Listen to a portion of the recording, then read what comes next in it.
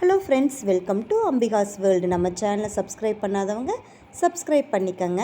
நம்ம இன்றைக்கி வீட்டிலையே வரமிளகா எப்படி செய்யலான்னு பார்க்கலாம் வாங்க. இதுக்கு நான் பார்த்திங்கன்னா பச்சை மிளகா வாங்கிட்டு வந்திருந்தேன். அதில் சில மிளகா பழுத்து இருந்தது. அதை வேஸ்ட் பண்ணாமல் அதை நம்ம இப்போ வீட்டிலையே வரமிளகாவாக பண்ணிக்கலாம். ஒரு பெரிய வடைச்சட்டியில் தண்ணி ஊற்றி வச்சுருக்கேங்க. இந்த தண்ணி கொஞ்சம் காஞ்சதும் நம்ம அதில் பழுத்த பச்சை மிளகாயை உள்ளே போட்டுக்கலாம். இது காம்பு எடுக்கக்கூடாது, காம்போடு தான் போடணும். இப்படி போட்டுட்டு கொஞ்சம் நல்லா தண்ணி கொதித்ததுக்கப்புறம் பார்த்திங்கன்னா அந்த பச்சை மிளகா நல்லா கொஞ்சம் வெந்து சுருங்கி வரும். இதுதான் அதோட கரெக்டான ஸ்டேஜு. இந்த சமயத்தில் நம்ம ஸ்டவ் ஆஃப் பண்ணிக்கலாம். பாருங்கள், நல்லா வெந்துருச்சு பாருங்கள். இப்படி சுருங்கி வருத்தோ அதோட ஸ்கின் எல்லாம் பார்த்திங்கன்னா சுருங்கின மாதிரி ஆகும். இந்த சமயத்தில் நம்ம ஸ்டவ் ஆஃப் பண்ணிவிட்டு பச்சை மிளகாயை தனியாக எடுத்துக்கலாங்க.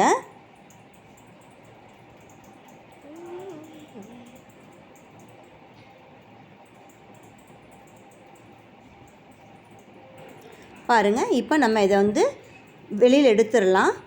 எல்லா மிளகாயும் எடுத்து ஒரு தட்டத்தில் எடுத்து வச்சிடலாம்.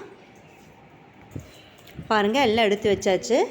நல்ல சிவப்பு மிளகாயை எடுத்து போட்டிங்கன்னா நல்லா கலர்ஃபுல்லாக கிடைக்கும். பாருங்கள், நம்ம இப்போ மேலே கொண்டு வெயிலில் காய வைக்க வந்துட்டோம். இப்போ ஒரு தட்டில் எடுத்து பரவலாக போட்டுக்கலாம். இந்த மாதிரி பரவலாக போட்டோம்னா சீக்கிரம் காஞ்சிரும்.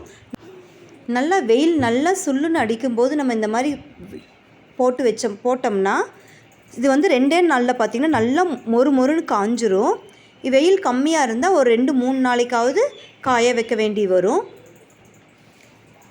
நான் போடும்போது பார்த்திங்கன்னா கொஞ்சம் வெயில் கம்மியாக தான் இருந்தது. ஸோ அதனால் பார்த்திங்கன்னா இந்த அளவுக்கு தான் காஞ்சிருந்தது மிளகா. ஸோ அடுத்த நாளும் காய வச்சேன் நான்.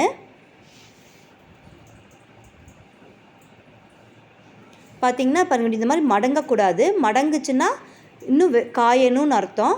அதே மாதிரி நம்ம இப்படி ஆட்டி பார்த்தோம்னா இந்த விதைகள் சத்தம் வரணும். அதுதான் நல்லா காஞ்ச மிளகா அப்படின்னு அர்த்தம். பாருங்கள், இப்போ நல்லா காஞ்சிருச்சு. இப்போ நான் கட் பண்ணி காட்டுற பாருங்கள், எப்படி அழகாக கடையில் வாங்கின வரமிளகா மாதிரியே ஆயிடுச்சு பாருங்கள். நீங்களும் உங்கள் வீட்டில் இந்த மாதிரி ட்ரை பண்ணி பாருங்கள். அப்போல்லாம் பாட்டிமார்கள்லாம் இந்த மாதிரி தான் யூஸ் பண்ணிகிட்டு இருந்தாங்க. இப்போ நம்மளும் இதை மாதிரி யூஸ் பண்ணி பாருங்கள். உண்மையாக டேஸ்ட் நல்லா இருக்குங்க. நீங்களும் உங்கள் வீட்டில் இந்த மாதிரி பழுத்த மிளகா இருந்தால் வேஸ்ட் பண்ணாமல் இந்த மாதிரி வரமிளகா ஆக்கி யூஸ் பண்ணி பாருங்கள். தேங்க்யூ ஃப்ரெண்ட்ஸ், தேங்க்யூ ஃபார் வாட்சிங். பை.